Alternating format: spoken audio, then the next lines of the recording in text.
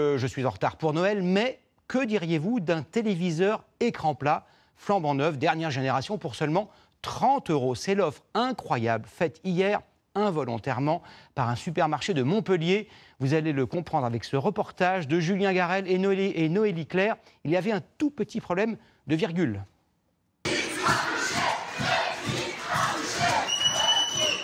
Des dizaines de clients mécontents entassés derrière les caisses de ce géant casino. Ils espèrent faire l'acquisition de ces téléviseurs à un prix à peine croyable et pourtant bien affiché en rayon, de 30 à 40 €. Mais les hôtesses ont reçu ordre de ne pas les encaisser à ce prix.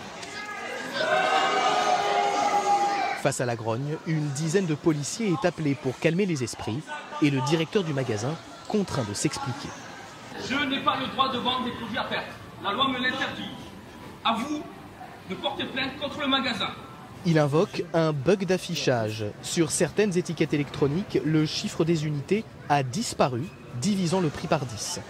Les acheteurs les plus entêtés resteront jusqu'à 1 h du matin, mais pas un téléviseur ne quittera le magasin à prix cassé. Aujourd'hui, le calme est revenu dans le centre commercial, mais beaucoup de clients gardent cette scène à l'esprit.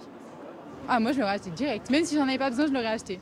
Direct. Sans hésiter. 2, 3 pour toute ma famille s'il faut. Les meilleurs soldes de l'année. En plus, en pleine période de solde, c'est top.